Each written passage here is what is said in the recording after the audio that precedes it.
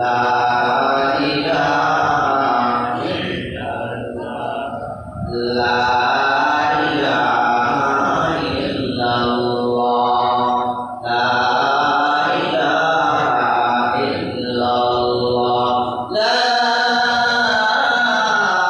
ইলাহা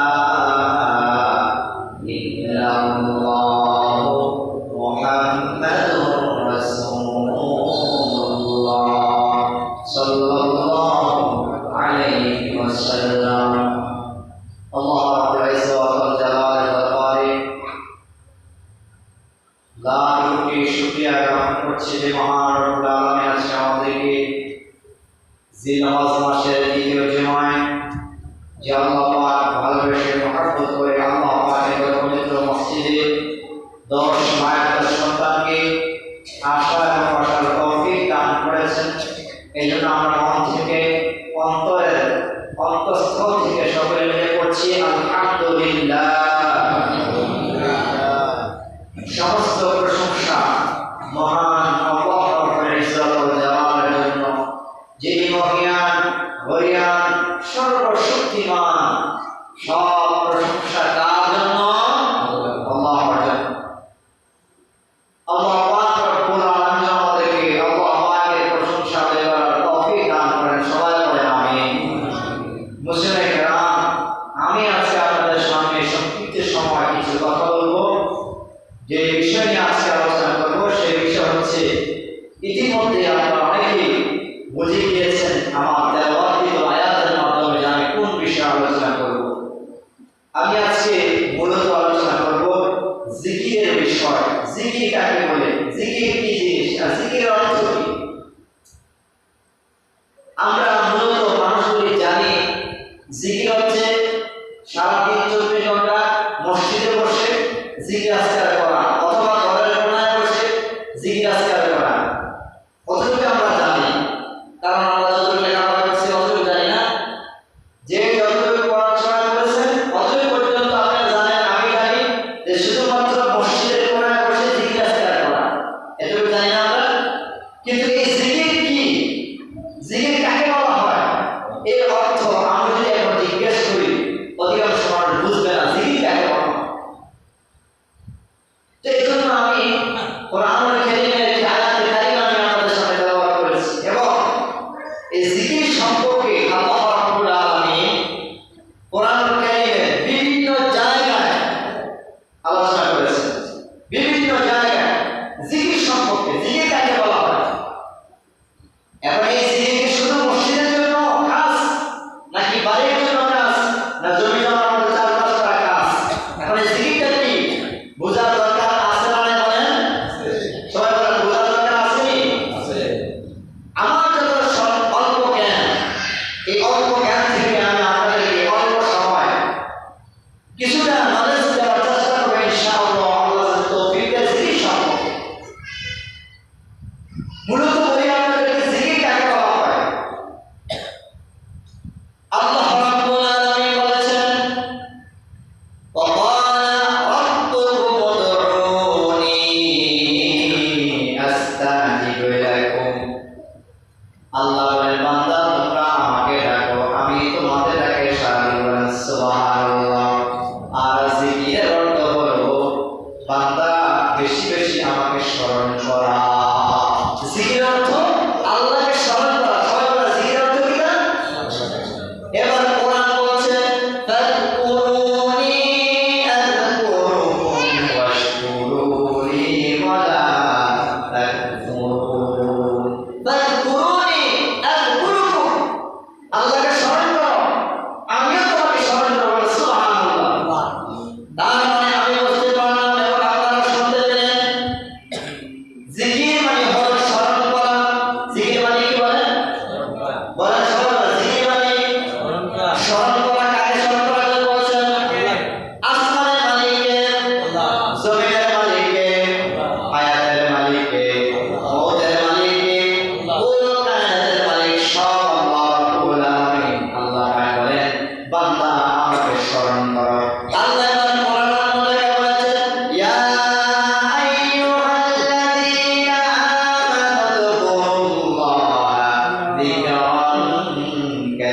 كثيرا وسبحوه بكرة وأصيلا হে ইমানদারগণ তোমরা আমাকে স্মরণ করো বেশি বেশি আল্লাহকে স্মরণ করার জন্য বলেছেন আল্লাহকে বেশি বেশি স্মরণ করার জন্য বলেছেন তার কারণ হলো কেউ যদি আল্লাহকে বেশি বেশি স্মরণ করতে পারে তাহলে এই ব্যক্তি গুনাহ কাজ করতে পারে না অন্যায় করতে পারে না অপরাধ করতে পারে না অন্যায় করতে পারে না জুলুম করতে পারে না নির্যাতন করতে পারে না মানুষকে ঠকাতে পারে না ওজনে কম দিতে পারে না খাদ্যে বাধা দিতে পারে না যত রকমের অশ্লীলতা সমস্ত অন্যায় অপরাধ থেকে আল্লাহকে স্মরণ করার কারণে তার ভিতরে আল্লাহর ভয় থাকার কারণে অন্যায় অপরাধ কাজ তিনি করতে পারে না আল্লাহকে বেশি বেশি করে কি করা স্মরণ রাখা আর আল্লাহ পাক বলেছেন ওয়াসাবিহুহু বুকরাতান ওয়া আসীলা তারপরে তোমরা ওসিলা তালাশ করো আবদাহু ইলাইহি ওসিলা তালাশ করো আমার বন্ধুরা ভাইরা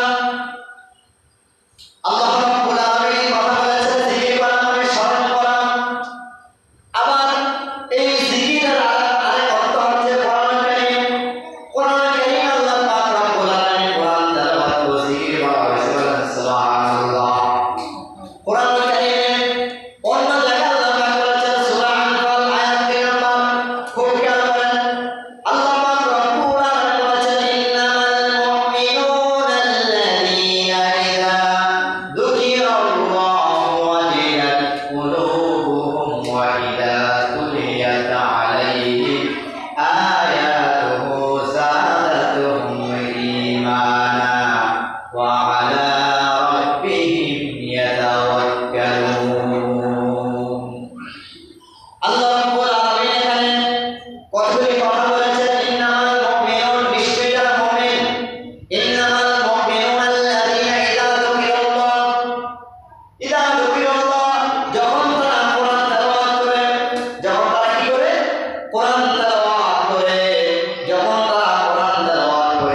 আল্লাহ রাব্বুল আলামিন কোরআন তেলাওয়াত করার কারণে তাদের কলবকে জিন্দা করে দেন সুবহানাল্লাহ যুকিরাল্লাহু ওয়াজিলাত কুলুবুহুম তাদের কলবকে ওয়া ইযা তুলিয়াত আলাইহিম আয়াতুহু যখন তারা কোরআনের আয়াত তেলাওয়াত করে যাদাতুহুম ঈমানা তাদের ঈমানকে আল্লাহ বৃদ্ধি করে দেন প্রশস্ত করে দেন সুবহানাল্লাহ তাদের ঈমানকে আল্লাহ বৃদ্ধি করে দেন প্রশস্ত করে দেন ওয়া ইযা তুলিয়াত আলাইহিম আয়াতুহু যাদাতুহুম ঈমানা তাদের ঈমানকে আল্লাহ বৃদ্ধি করে দেন আর ওয়া আলা রাব্বিহিম ইয়াতাওয়াক্কালুন যখন তারা জিকির করে কোরআনের জিকির করে অর্থাৎ জিকির করে মানে কোরআন তেলাওয়াত করে তখন তাদের ঈমানকে আল্লাহ বৃদ্ধি করে দেন আর ঈমান বৃদ্ধি করে আর তাদের অন্তরের ভিতরে কম্পন সৃষ্টি হয় আর আল্লাহ পাক তাদের ঈমানকে বৃদ্ধি করে দেয় বৃদ্ধি করার কারণে দুনিয়ার কোনো তন্ত্র দুনিয়ার কোনো রাজা বাদশাহ এরা লড়াই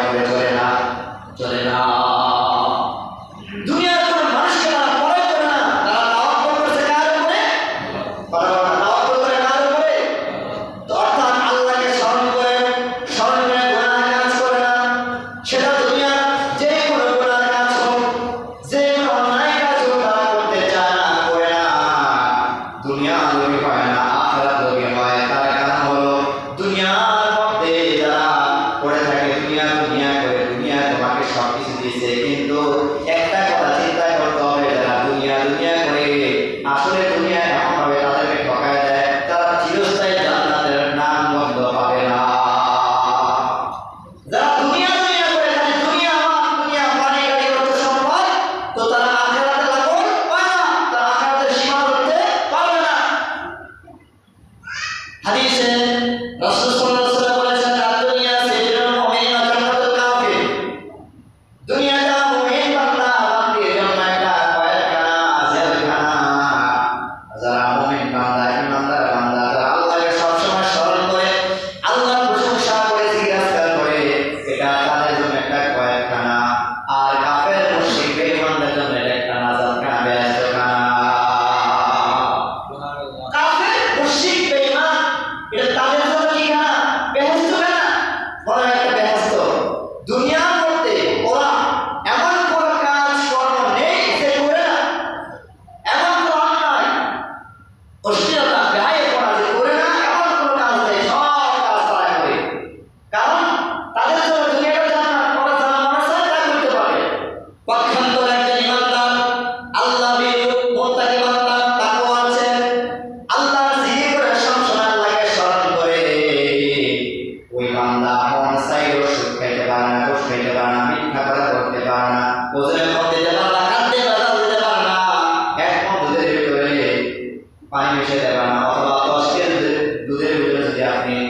কেজি পানি মিশিয়ে দেন, এটা বলার কোনো আপনার বলার কোনো কায়দা নেই। কারণ আপনি 10 কেজি দুধের ভিতরে 3 কেজি পানি দেন, এটা ধরতে পারবে? মিশিং ছাড়া ধরতে পারবে? ধরতে পারবে না।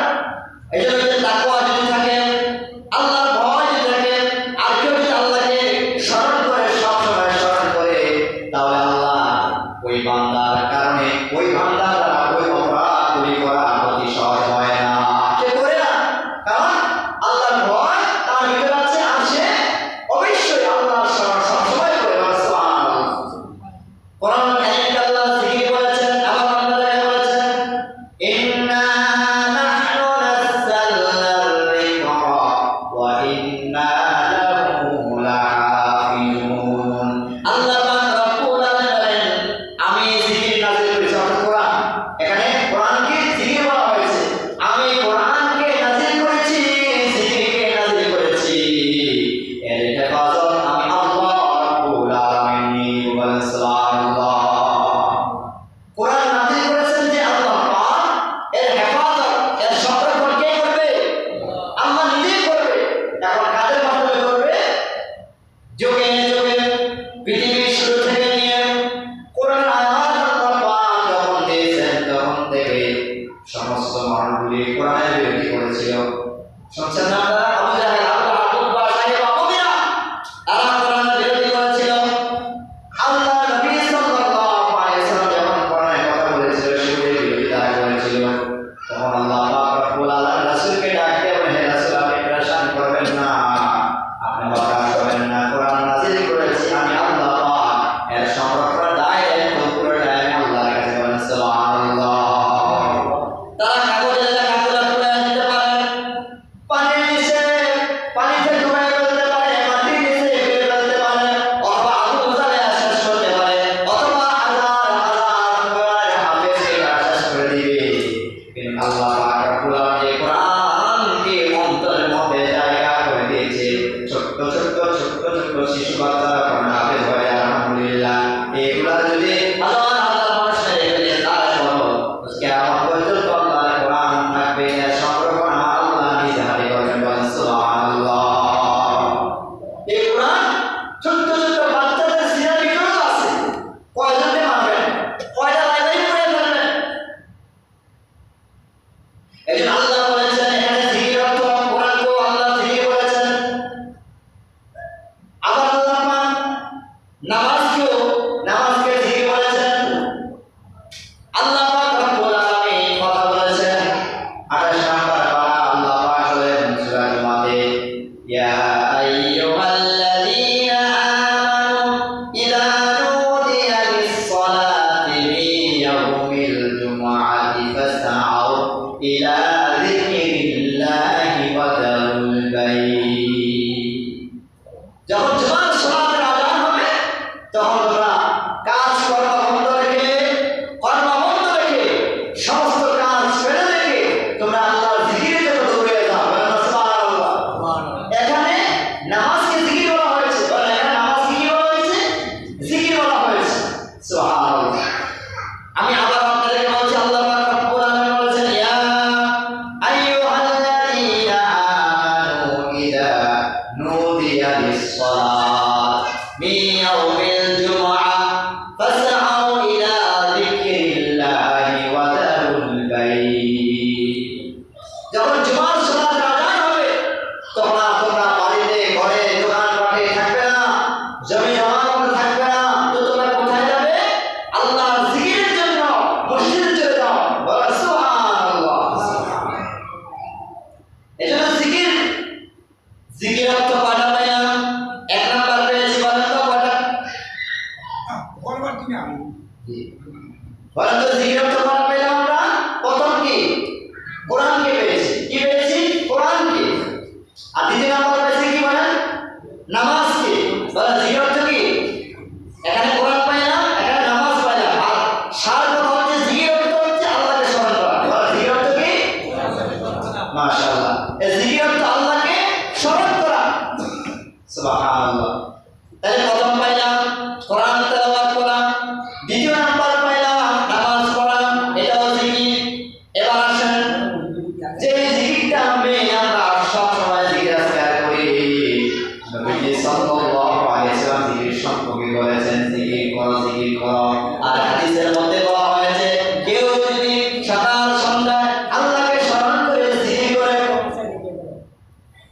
কেউ যদি আল্লাহকে স্মরণ করে সকাল সন্ধ্যা জিকির করে কি করে বলেন আল্লাহকে স্মরণ করে আর জিকিরের বাক্যগুলো দেওয়া হয়েছে সুবহানাল্লাহ বলেন কোরআনে জিকিরের বাক্যগুলো দেওয়া হয়েছে আমার সাথে বলেন সুবহানাল্লাহ আলহামদুলিল্লাহ লা ইলাহা ইল্লাল্লাহ লা ইলাহা ইল্লাল্লাহ লা ইলাহা ইল্লাল্লাহ আল্লাহু আকবার আল্লাহু আকবার এই যে জিকিরের কথাগুলো কোরআনে আছে কেউ যদি সকাল সন্ধ্যা সুবহানাল্লাহ পড়ে আলহামদুলিল্লাহ পড়ে লা ইলাহা ইল্লাল্লাহ পড়ে আবার আল্লাহু আকবার পড়ে হাদিসের মধ্যে আসছে নবী সাল্লাল্লাহু আলাইহি সাল্লামের কাছে সাহাবীরা এসে জিজ্ঞেস করেন ইয়া রাসূলুল্লাহ ও নবীজি আমরা জিকির করলে আমাদের ফায়দা কি হবে নবীজি সাল্লাল্লাহু আলাইহি সাল্লাম বললেন হ্যাঁ শোনো জিকির করলে কি ফায়দা হবে সাবান দিয়া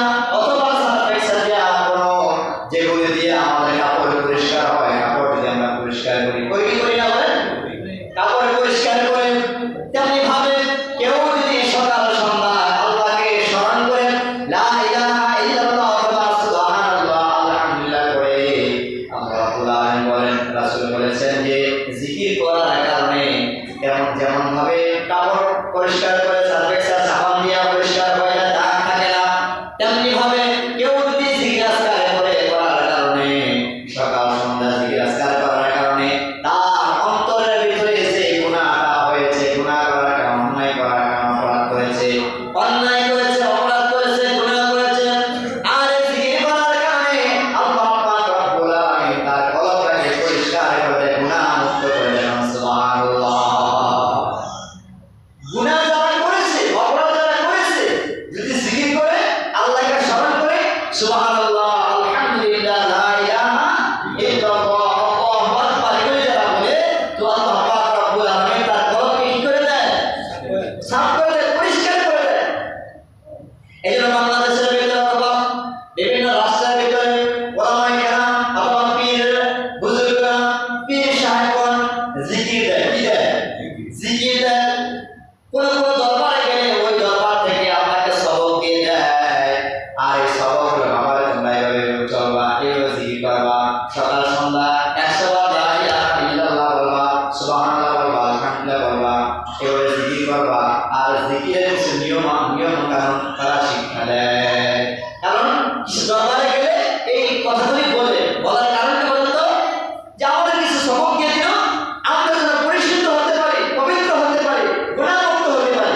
বলেন সুবহানাল্লাহ যে কোনো দরবারে হকানি দরবারে যখন আপনি যাবেন তো ওই দরবারের পীর সাহেবগণ আপনাকে এই ওসিয়তগুলি প্রথমে করে দেয় সুবহানাল্লাহ তবে এই ওসিয়তের মধ্যে জিকির আজকারের মধ্যে দুইটা জিকির আপনাকে আমাকে চালু করতে হবে আর এই দুইটা জিকির একেবারে দুর্বল সমাজে হোক রাষ্ট্রে হোক গ্রামে হোক গঞ্জে হোক এটা দুইটা জিনিস দুর্বল এক নাম্বার হলো কোরআন তেলাওয়াত করা আমার ভাইরা কোরআন তেলাওয়াত এত দুর্বল হয়ে যায় আমাদের কারণ ঘরে ঘরে কোরআন আছে ঠিকই কিন্তু জিকির নামক যে কোরআন আল্লাহ পাক দিয়েছে হেদায়েতের জন্য সেই কোরআন আমাদের ঘরে ঘরে থাকা সত্ত্বেও আমরা কোরআন পড়তে চাই না অধিকাংশ মানুষ তো বুঝেই না কোরআন কি জিনিস ওই যে বুঝে না জানে না পড়েও না শেষ এই সাবজেক্টটাই তার মাথা আসে না কেন তাই মাথার ভিতরে ঢুকে না এই সাবজেক্টটা যে কোরআন কি জিনিস আবার আলহামদুলিল্লাহ আমার নিজের চোখে দেখা অনেক নারী পুরুষ এমন আছে যেমন পুরুষরা মসজিদে নামাজ পড়ার জন্য যখন আসে ফাঁকে ফাঁকে কোরআন তেলাওয়াত করে অথবা জামাতে লাগে অথবা জামাতে পড়ে নামাজ পড়ার পরও কেউ তেলাওয়াত করে আলহামদুলিল্লাহ কেউ যদি করতে পারে মৃত্যু হতে দেরি হবে আল্লাহ পাক রব্বুল আলামিন তার কবরটাকে নূরে রঞ্জিত করতে দেরি করবেন না সুবহানাল্লাহ তেলাওয়াত করতেই হবে আপনাকে এই জিকিরটা একেবারে দুর্বল আরেকটা জিকির হলো নামাজ আমরা যে কোরআনে কারিমে নামাজ পেলাম জিকির আল্লাহ পাক রব্বুল আলামিন এখানে নামাজকে জিকির বলা হয়েছে এটাও দুর্বল এই যে মানুষ নামাজ কত অবহেলা করে আরে কত অবহেলা করে নামাজকে ফজরের আযান হয়ে যায় সম্মানিত ভাইরা ফজরের আযান হয়ে যায় মানুষগুলি ঘুমে থাকে একটা কথা খেয়াল করেন, আপনি এশার নামাজ পড়ে ঘুমিয়ে গিয়েছেন অথবা এশার নামাজ পড়েন নাই, ঘুমিয়ে গিয়েছেন।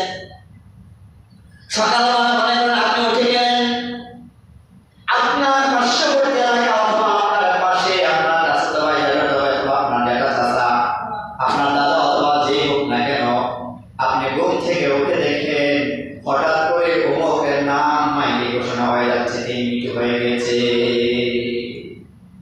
আপনি ঘুমিয়ে আছেন, রাত্রে তো ভালো করে ঘুমাইছেন, হঠাৎ করে ফজরের সময় যখন আপনি উঠছেন, উঠে দেখেন আপনার চাচা অথবা চাচাতো ভাই অথবা অন্য কোনো মানুষ মাইকে আওয়াজ আসতেছে অমুকে আর নেই। এই ঘোষণা যদি যুবক আপনার বলা হয়, এই জানামাজি ভাইরা খুব খেয়াল করেন, এই ঘোষণা যদি আপনার বলা হয়ে যায়, আপনি যে ফজরের নামাজটা পড়লেন না, আপনি কি আল্লাহর দুনিয়া আছেন না? বলেন, কার দুনিয়া আছেন? আল্লাহর জমিনে আছেন। আল্লাহ তাআলা জীবন করছেন। যদি আল্লাহ না করুক আপনার ওই মৃত্যু সম্পদ যে আপনার হয়ে যায় যে আব্দুর রহমান তো আর জমিনে নেই, আল্লাহ তো আপনাকে নিরাপত্তা দিয়েছেন, ঘুমাবার একটা সুযোগ দিয়েছেন, শান্তি দিয়েছেন, আপনি ঘুমিয়েছেন। এখন যখন ফজরের আযান হয়ে যায়, যখন ফজরের আযান হয়ে যায়, তখন আর ঘুমিয়ে থাকবেন না। আল্লাহর নেককার বান্দা বান্দিরা, আল্লাহর নেককার বান্দা বান্দিরা যারা আল্লাহকে ভয় করে, জিজ্ঞাসা করে, আল্লাহকে স্মরণ করে, কসম আল্লাহ, তারা আযান হওয়ার সঙ্গে সঙ্গে তারা আর বাড়িতে শুয়ে থাকতে পারে না, বসে থাকতে পারে না, চাষ করে থাকতে পারে না, দোকান পাড়ে থাকতে পারে না, তারা জমি জমানো থাকতে পারে না, তাদের শরীরের ভিতরে আলাদা একটা জ্বালা পোড়া তৈরি হয়ে যায়। এটা হাজারো প্রমাণ আছে। এই কথাটা আমি বললাম, এটা কি আছে? প্রমাণ আছে।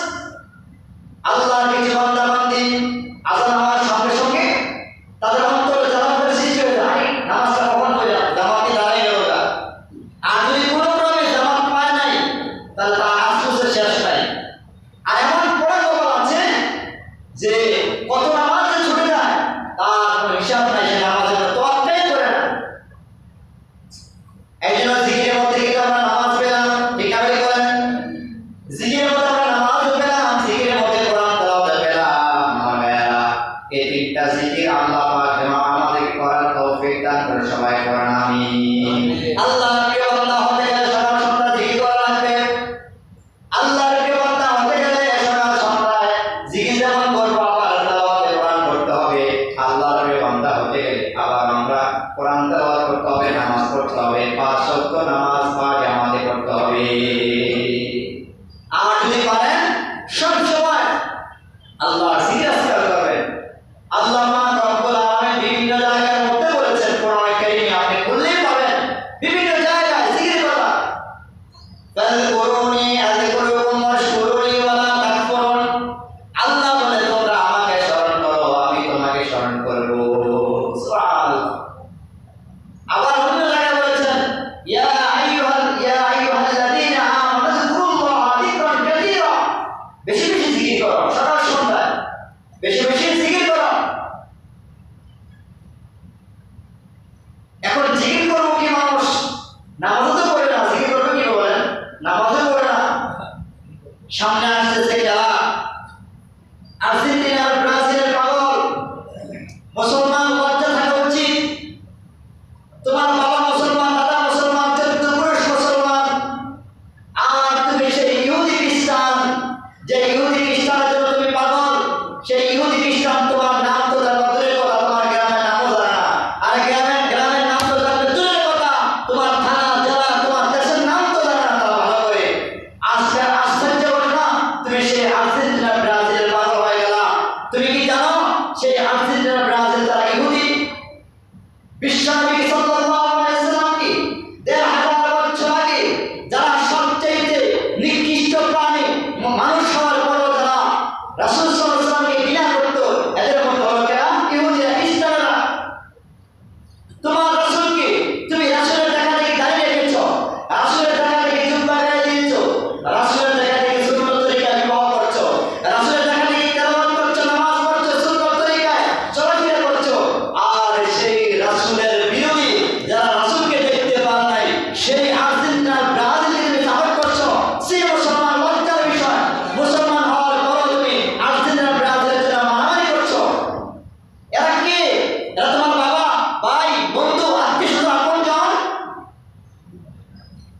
খারাপ লাগতেছে কথা বলি ভাই? খারাপ লাগতেছে? স্বাভাবিক, আমি আপনি খেলা দেখি, আমাদের দেশে মুসলমান ছেলেমেয়েরা খেলা খেলে, এই খেলা আবার কিছু ক্রমে জায়েজ নাই, কিছু ক্রমে কিছু জায়েজ আছে, সম্পূর্ণ না। আমরা দেখি স্বাভাবিক, কিন্তু আর্জেন্টিনা ব্রাজিলের জন্য, ইহুদিদের জন্য আমরা পাগল হয়ে গেলাম। একবার গোটা বিল্ডিং এর ভিতরে গোটা আর্জেন্টিনার, তার পুরো বিল্ডিং আর্জেন্টিনার পতাকা সাজাইছে। আরেকবার গোটা বিল্ডিং এর ভিতরে, তার দোকানের ভিতরে ব্রাজিলের পতাকা দিয়ে পুরোটা সাজাইছে। বলেন না আউযুবিল্লাহ। এই কথাগুলি বলার কারণ হলো এটা যে আমি জুমার খুতবা দিতে গিয়ে যদি এই কথাগুলি না বলি, আমার দায়িত্ব থেকে আমি মনে করলাম আমি যদি এই কথাগুলি না বলি, হক কথা বলে এখন যদি কথাটা না করি, তাহলে অধিকাংশ মুসলমান যদি কেউ ফিরে আসে আলহামদুলিল্লাহ ভালো, আর কেউ যদি ফিরে না আসে এতে আমার কোনো দুঃখ আসবে না। আমার যে দায়িত্ব ছিল আমি দায়িত্বটা প্রচার করে দিলাম। কথা বলা ঠিক না বেঠিক? সমাজের মুসলমান ভাইরা আমার, আপনারা কেন অনর্থক আপনার ভাই বন্ধু কেউ না, আপনাকে মেরে ফেললো না, বাঁচাতে পারবে না, অথচ ওদের জন্য, এই সমস্ত কাফের মুশরিকদের জন্য, ইহুদিদের জন্য আপনি মারামারি করে ভাই ভাই দ্বন্দ্ব হয়ে গেল। পাড়া প্রতিবেশী, এটা কি মিথ্যা কথা বলছি ভাই? আপনি এই কিছুদিন আগে